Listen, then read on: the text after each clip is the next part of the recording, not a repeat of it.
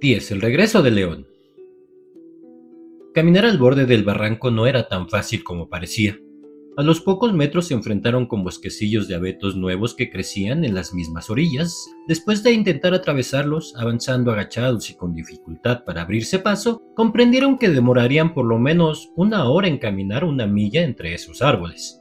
Volvieron atrás, entonces, y decidieron ir rodeando el bosquecillo. Se vieron obligados a alejarse más de lo necesario hacia la derecha, perdiendo de vista los acantilados y el mar, y llegaron a temer haber extraviado nuevamente la ruta. Nadie sabía qué hora era, pero ya empezaba a hacer más calor. Cuando por fin pudieron volver al borde del barranco, casi una milla más abajo del punto de donde partieron, notaron que los precipicios a este lado eran mucho más bajos e irregulares. Pronto encontraron un paso para bajar a la quebrada y continuaron el viaje por la orilla del río. Pero antes, descansaron un momento y bebieron un largo sorbo de agua. Nadie hablaba ya de desayunar, ni aún de cenar con Caspian. Fue prudente seguir a lo largo del torrente en vez de ir por la cumbre, pues pudieron conservar el rumbo. Después de lo sucedido en el bosquecillo de abetos, tenían miedo de alejarse de su ruta y perderse en medio de esta selva de viejos árboles, donde no había senderos y no era posible seguir una línea recta. Matorrales de zarzas secas, árboles caídos, terrenos pantanosos y una densa maleza hacían el camino bastante tortuoso. Pero tampoco el valle del torrente era un sitio muy agradable para viajar por él. Es decir, no era muy agradable para gente que lleva prisa. Habría sido un sitio delicado para pasear por la tarde, terminando con una merienda a la hora del té. Tenían todo lo imaginable para tal ocasión: retumbantes cataratas, plateadas cascadas, pozas profundas de color ámbar, rocas cubiertas de musgo, hondos pantanos en las riberas donde podías hundirte hasta más arriba de los tobillos, una gran variedad de lechos, libélulas fulgurantes como joyas. A veces, algún halcón cruzaba el cielo y una vez, Pedro y Trumpkin creyeron verla: un águila. Pero sin duda, lo que los niños y el enano querían ver lo antes posible era el gran río allá abajo y Veruna y el camino hacia el monumento de Aslan. A medida que avanzaban, el torrente iba cayendo por pendientes más y más escarpadas. Su travesía ya no era una caminata, sino más bien una escalada. En ciertos lugares, una arriesgada escalada por rocas resbaladizas con un peligroso declive hacia oscuros abismos y el río que rugía furiosamente en el fondo. Comprenderás el ansia con que miraban los acantilados a su izquierda, buscando alguna señal de hendedura o cualquier sitio por donde trepar, pero esos acantilados seguían mostrándose hostiles. Era exasperante, porque todos estaban conscientes de que, si lograban salir del barranco por ese costado, les faltaría nada más que subir una suave ladera y luego una corta caminata para llegar al campamento de Caspian. Los dos niños y el enano eran partidarios de encender un fuego y cocinar la carne de oso. Susana no estuvo de acuerdo, solo quería, como dijo, seguir adelante y terminar pronto con todo eso, y abandonar aquellos bosques malditos. Lucía se sentía demasiado cansada y desdichada para opinar sobre cualquier tema, pero como no tenían leña seca, tampoco importaba mucho lo que cada cual pensara. Los niños se preguntaban si la carne cruda sería tan asquerosa como decían, y Trumpkin les aseguró que sí lo era. Si días atrás, en Inglaterra, los niños hubieran pretendido hacer una excursión como esa, habrían terminado simplemente agotados. Creo que ya expliqué antes que Narnia los está transformando.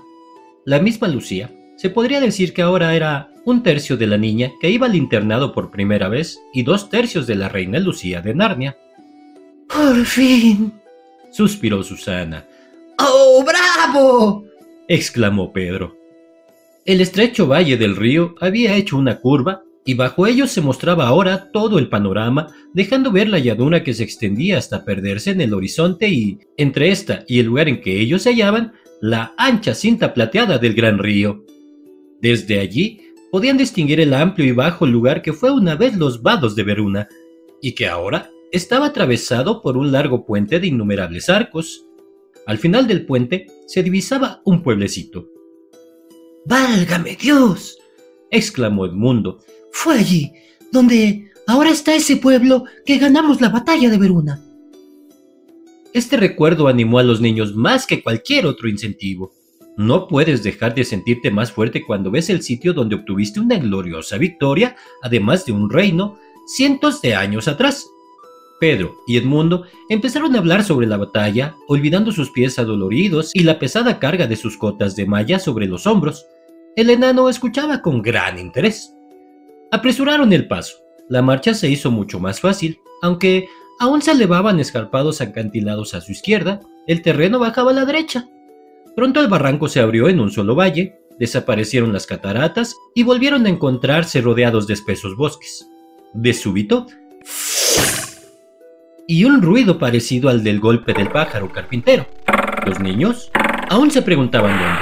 Siglos atrás, habían escuchado un ruido semejante y por qué les producía tanta inquietud cuando Trumpkin gritó ¡al suelo!, a tiempo que obligaba a Lucía, que estaba a su lado, a tenderse entre los helechos. Pedro, que en ese momento miraba hacia arriba tratando de avistar alguna ardilla, vio lo que era. Una larga y dura flecha se había incrustado en el tronco de un árbol sobre su cabeza. Mientras arrastraba a Susana con él al suelo, otra pasó silbando su hombro y dio contra el suelo a su lado. ¡Rápido! ¡Rápido! ¡Retrocedan! ¡Caten!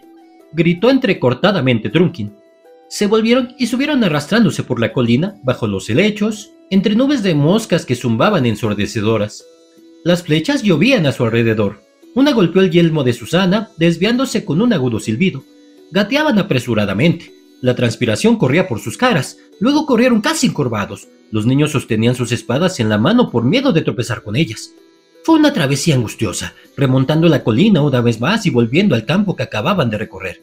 Cuando sintieron que no eran capaces de correr un metro más, aunque fuera para salvar sus vidas, se dejaron caer cesantes en el musgo húmedo al lado de una cascada, tras un peñón.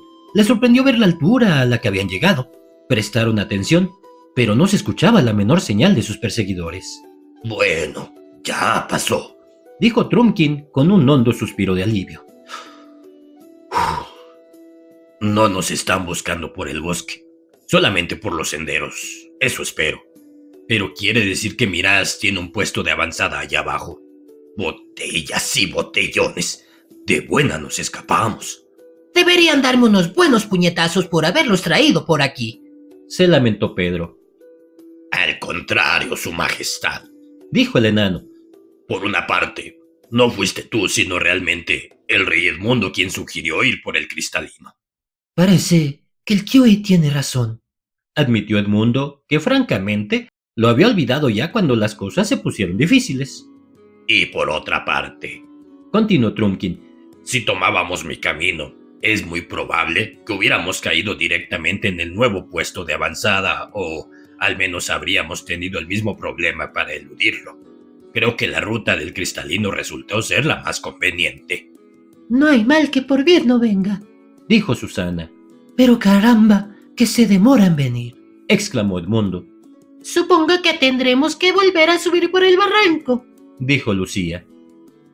Lu, eres maravillosa, dijo Pedro. Eso es lo más cercano a yo lo advertí que has podido decir en todo el día. Sigamos adelante. Y cuando estemos en medio de la selva, anunció Trumpkin, digan lo que digan, voy a encender un buen fuego y prepararé la cena. Ahora tenemos que alejarnos de aquí cuanto antes. No hay para qué describir la penosa ascensión del barranco. Fue un esfuerzo agotador, pero, curiosamente, se sentían mucho más animados, con renovadas fuerzas, y la palabra cena había producido un efecto prodigioso. Atravesaron el bosquecillo de abetos que tantos problemas le causó a pleno día y acamparon en una hondada situada más arriba.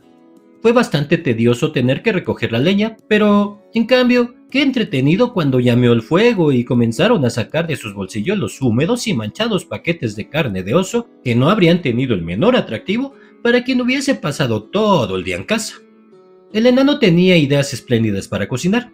Envolvió cada manzana, aún les quedaban unas pocas, en la carne de oso como si se tratara de un pastelillo de manzanas, con carne en lugar de masa, bastante más gruesa, claro está. Lo traspasó con un palo puntiagudo y lo puso a asar. La carne se impregnó del jugo de la manzana, como un asado de cerdo con salsa de manzana. Un oso que se haya alimentado por mucho tiempo de la carne de otros animales no sabe muy bien, pero un oso que ha comido mucha miel y frutas es excelente. y este resultó ser de los últimos. La cena estuvo verdaderamente exquisita, y como no había que lavar platos, pudieron tenderse, contemplar el humo de la pipa de Trumpkin, estirar sus piernas cansadas y conversar. Veían con optimismo la posibilidad de encontrar al rey Caspian al día siguiente y derrotar a Miraz en unos pocos días. Sus esperanzas no tenían gran fundamento, pero así lo sentían. Pronto, fueron durmiéndose uno tras otro. Lucía despertó del sueño más profundo que puedas imaginar con la sensación de que la voz más querida para ella en todo el mundo le estaba llamando por su nombre. Pensó al principio que era la voz de su padre, pero no era. Luego pensó que era la de Pedro, pero tampoco era su voz. No quería levantarse, no por el cansancio, porque, por el contrario, se sentía maravillosamente descansada y todos sus dolores de huesos habían desaparecido, sino porque se sentía tan feliz y cómoda. Miraba la luna de Narnia, que es más grande que la nuestra, y el cielo estrellado. El campamento estaba instalado en un lugar bastante despejado. Lucía. Se escuchó el llamado nuevamente. No era la voz de su padre ni la de Pedro. Se sentó, temblando de emoción sin miedo. La luna brillaba con tal intensidad que el paisaje del bosque a su alrededor estaba claro como la luz del día, aunque su aspecto era más salvaje. Atrás estaba el bosquecillo de abetos. A lo lejos, a su derecha, en las desiguales cumbres de los precipicios en la ladera más apartada de la quebrada, frente a ella, un prado de pasto se extendía hasta la entrada de un claro en el bosque, a la distancia de un tiro de arco. Lucía contempló fijamente los árboles del claro. Vaya, creo que se está moviendo, se dijo. Se está paseando. Se levantó, sintiendo su corazón latir locamente, y se encaminó hacia ellos. Había ciertamente un ruido en el claro, un ruido como el que hacen los árboles en días de fuerte viento, a pesar de que esa noche no había viento. Mas tampoco era exactamente el ruido usual de los árboles. A Lucía le pareció escuchar una melodía en ese ruido, pero no podía captarla, como tampoco pudo captar las palabras de los árboles cuando casi le hablaron la noche anterior. Pero había, al menos, un ritmo. A medida que se acercaba, sentía que sus pies querían bailar. Ahora ya no cabía duda de que los árboles se estaban moviendo, balanceándose entre ellos en una especie de complicada danza campestre. Supongo, pensó Lucía, que si la bailan los árboles, esta debe ser una danza verdaderamente campestre. Se encontraba ya en medio de ellos. El primer árbol al que miró le parecía a primera vista no un árbol, sino un hombre inmenso de hirsuta barba con una espesa mata de pelo. No tuvo miedo. Ella estaba habituada a estas cosas, pero cuando volvió a mirarlo, era solamente un árbol, aunque aún se estaba moviendo. Pero no habría podido distinguir si tenía pies o raíces, porque, claro, cuando los árboles se mueven, no caminan por la superficie de la tierra, la vadean, como hacemos nosotros en el agua. Sucedió lo mismo con todos los árboles que observó. De pronto, parecían ser las amistosas y encantadoras formas de gigantes y gigantas que toma la gente árbol cuando alguna magia benéfica los llama a la vida. Mas luego parecían árboles otra vez.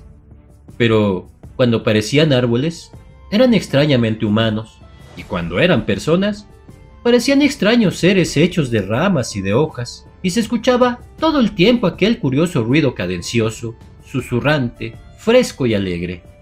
Están casi despiertos, aunque no del todo, dijo Lucía. Sabía que ella misma se encontraba absolutamente despierta, mucho más de lo que uno lo está normalmente. Se mezcló con ellos sin temores, bailando y haciendo piruetas para evitar ser derribada por sus colosales parejas de baile, pero ya no le interesaba tanto. Quería ir más allá, hacia otra cosa. Hacia ese más allá, desde donde la voz amada la llamaba. Se abrió paso entre los árboles, preguntándose a veces si en su camino había usado sus brazos para apartar ramas o bien para enlazar manos, en una especie de gran cadena con los enormes bailarines que se inclinaban para alcanzarla, que formaban un verdadero círculo en torno a un espacio abierto. Salió por fin de esa movediza confusión de preciosas luces y sombras. Sus ojos vieron un círculo de pasto, suave como un césped, a cuyo derredor danzaban oscuros árboles. Y de pronto, ¡qué alegría! Allí estaba él, el inmenso león, reluciente a la luz de la luna, y bajo él, su larga sombra negra. A no ser por el movimiento de su cola, hubiera parecido un león de piedra, pero Lucía jamás creyó que lo fuera. Nunca se detuvo a pensar si era o no un león amigo.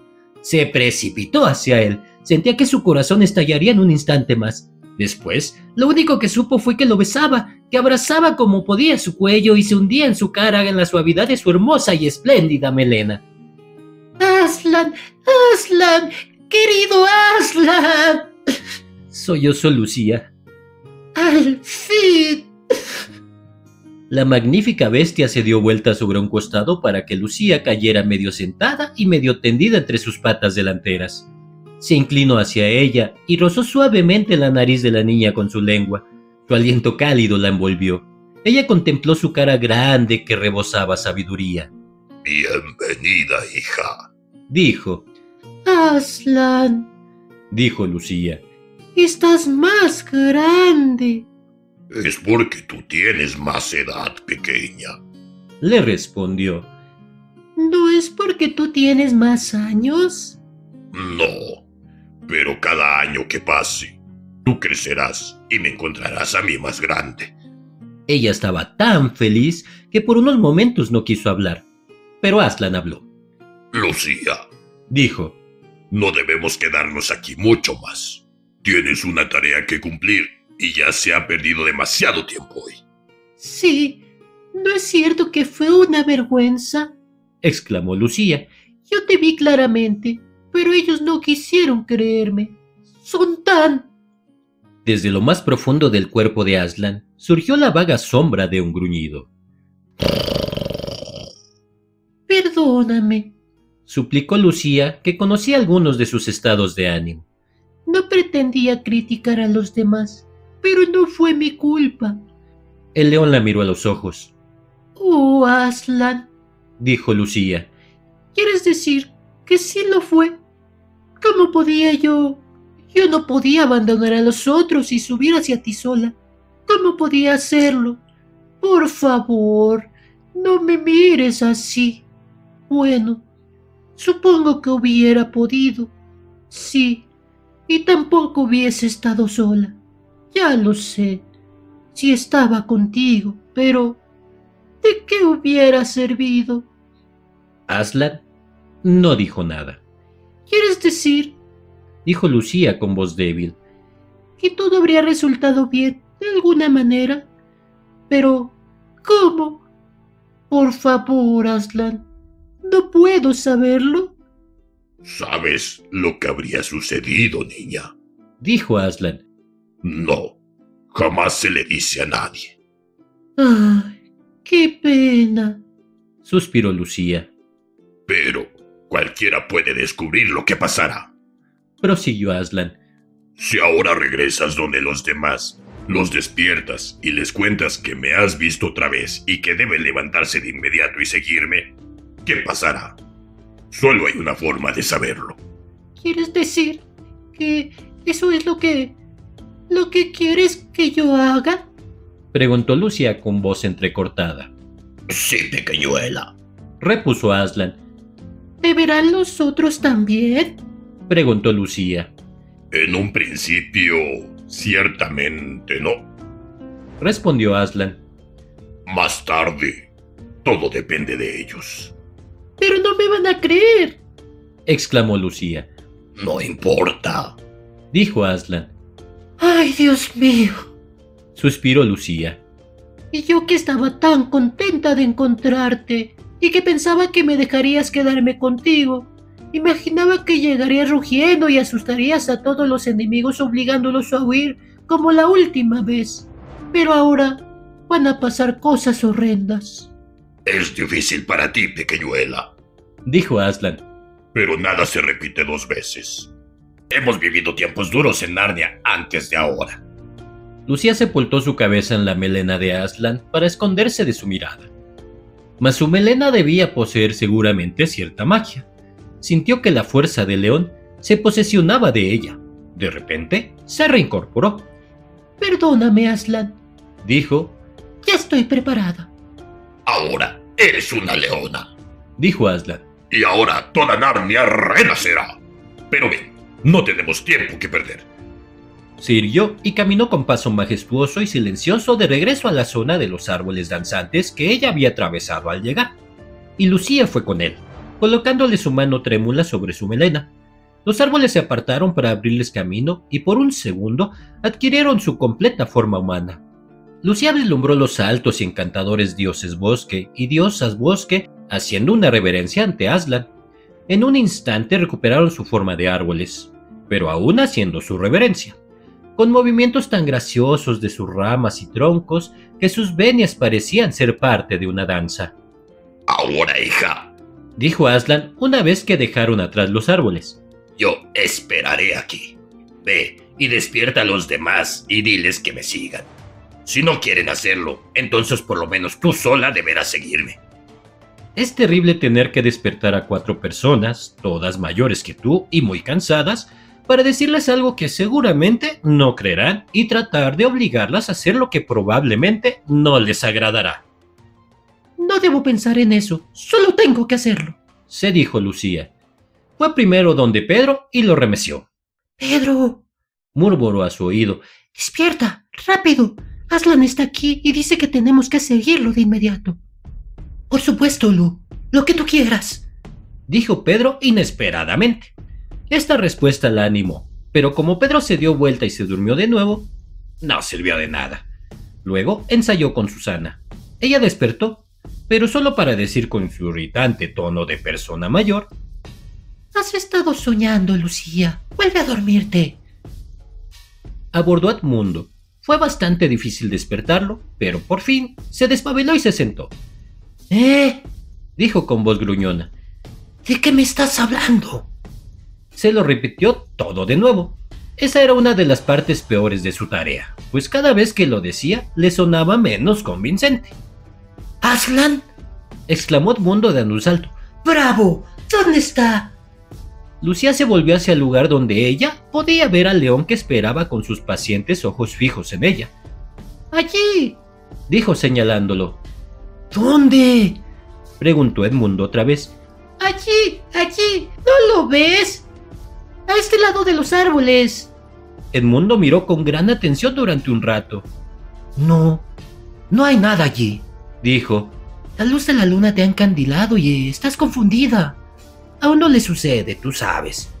Pensé que veía algo de pronto, pero fue solo una... ¿Cómo es que se llama? Óptica. Yo puedo verlo todo el tiempo, Dijo Lucía. nos está mirando en este momento. Entonces, ¿por qué yo no lo puedo ver? Él dijo que quizá no serías capaz de verlo. ¿Por qué? No sé. Eso es lo que él dijo. Oye, no friegues más, Exclamó Edmundo. Ojalá no siguieras viendo cosas. Pero supongo que tendremos que despertar a los demás.